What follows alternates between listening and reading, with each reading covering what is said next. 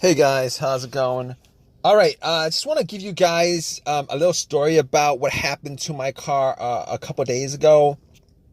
So basically, what happened was the car was driving fine all day without any kind of issue, uh, and I went to Walmart, parked it there, got something, came back, and out of nowhere, it wouldn't crank. So no crank, no start issue that I had. So basically, everything on the dash worked fine. Everything in the car worked fine. There was absolutely no issues at all. The remote worked fine. Was able to get into the car. Radio was blasting. Radio was on. Everything. All right. So basically, I was thinking to myself, probably the battery was the issue.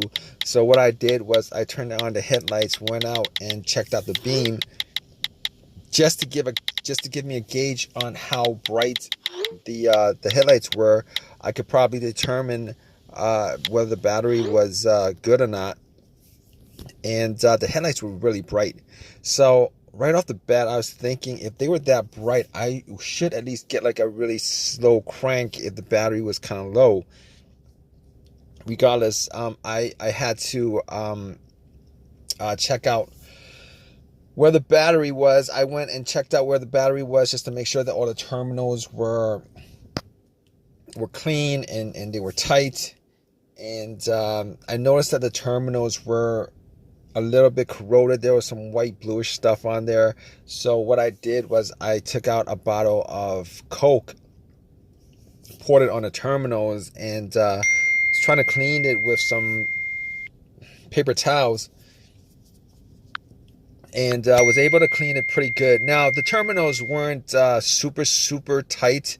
I was able to wiggle it out, but they were snug in there, so I knew that it probably wasn't the terminal being loose that was causing the issue. And then after I cleaned it up, popped it back on, and tried to start the car, it did the same thing. It wouldn't crank, it wouldn't start, but everything else seemed to be working all right. So at that point, I was thinking to myself, all right, maybe it could be a weak ground wire. If you guys don't know what where the ground wire is, the main ground wire is pretty much the negative terminal, and most of the time it connects to the frame of your car. So I checked it just to make sure there's no corrosion, that it wasn't split or anything like that. There was no issues with it. So what I did after that was I had a battery pack that I bought a couple of months ago, because I had the same situation where I swapped out the battery. I was hoping that it was the battery, even though I swapped it out, considering I could actually just swap it out at Walmart. So I actually put the battery pack on there. It was at 100%. Tried to start it, and still wouldn't start. So at that point, I knew it was probably not the battery. And even though, I didn't think it was the alternator, I could probably just at that point rule out the alternator, because if it was the alternator, the car would have at least cranked or slow cranked, or I would have been able to start it. And then once I took the battery pack off, it would have just died out.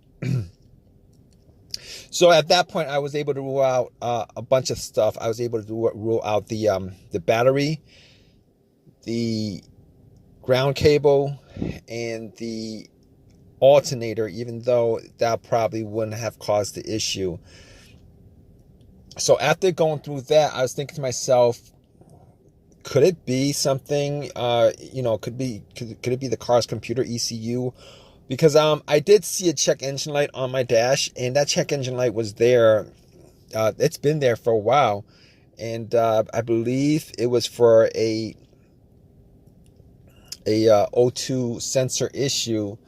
Now, I did have an OBD2 that I bought from Walmart, and it was a $19 OBD2, one of the cheap ones, and I pretty much hooked it on to my OBD port, and trying to make sure that I was actually getting a connection between the car's computer and the car itself.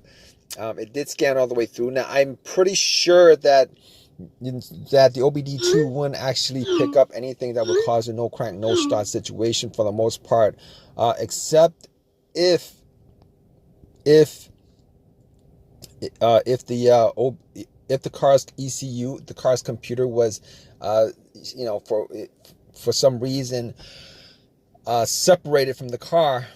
For what reason, couldn't communicate with the car. But anyway, regardless, I actually plugged it in.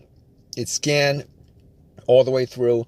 Only code that popped up was the aux02 sensor code, and at that point, I was pretty sure that it wasn't anything to do with the car's computer, any codes that would cause it, and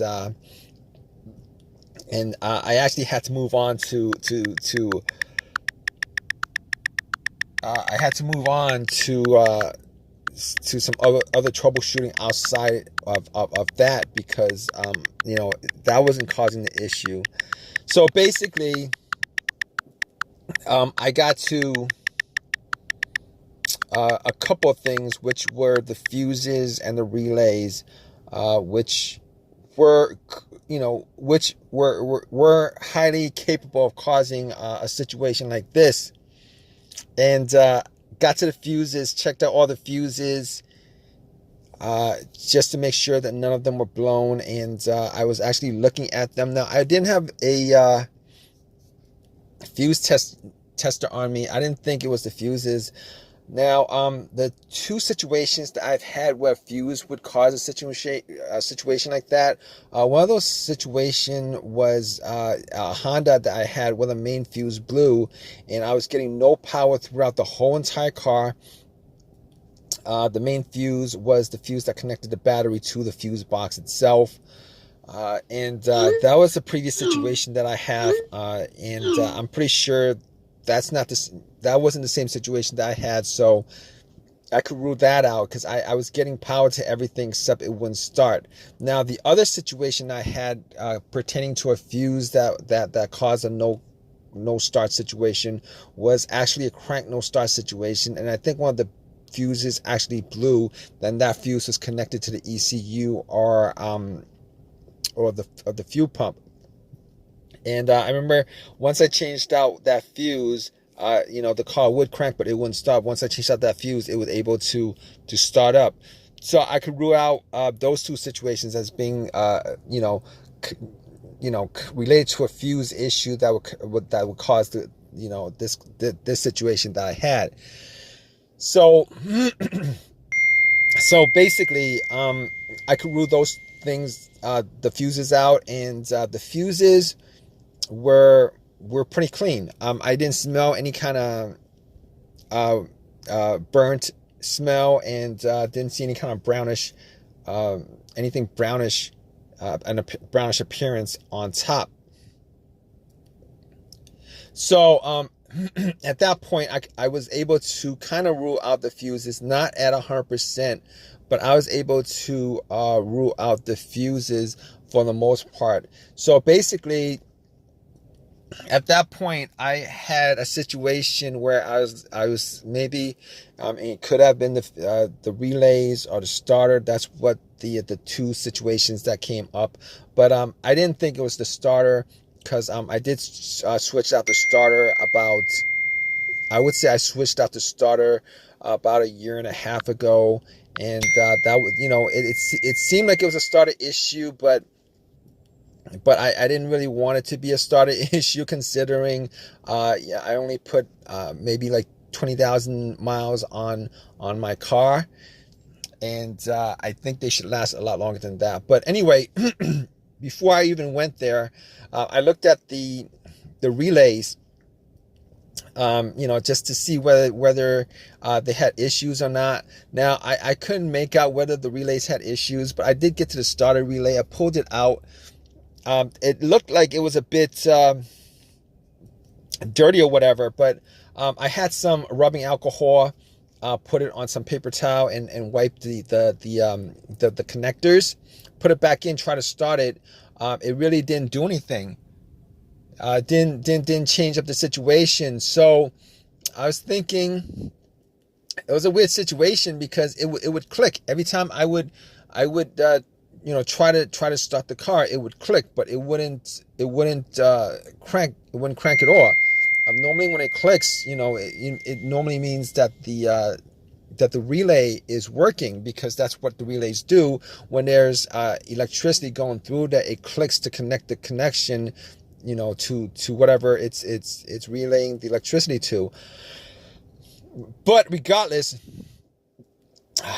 of that, I actually had another relay that I was able to swap out with that, and I actually was looking for another relay with the same, with a similar relay in the box, and I was actually able to find one. And what I did was I took that relay out, and I swapped it with that with the other relay, and I went back and tried to start it, and guess what? Bam! It started up. It worked without a problem, and at that point, I knew that it was the relay that was the problem. All right. So it was a pretty easy fix. I drove to AutoZone, which was within that whole shopping center. Swapped out the relay, and that was like 3 days ago. Haven't had a situation since. I've been driving the car, turning it on, off, for 3 days. Haven't had that situation at all. So just want to give you guys, just gonna give you guys that story of a quick fix that I had of my car. If you guys are in the same situation, you guys watching this video, hopefully you guys have an easy of a fix as I had on my car. You guys have a comment, leave your comment in the comment section. Please give me a thumbs up. Please subscribe. Like I said, if you guys are in the same situation, just go through the steps that I went through as far as trying to figure out, the situation with my car. And, you guys should be good as far as, troubleshooting and diagnosing your particular problem. Take care, guys.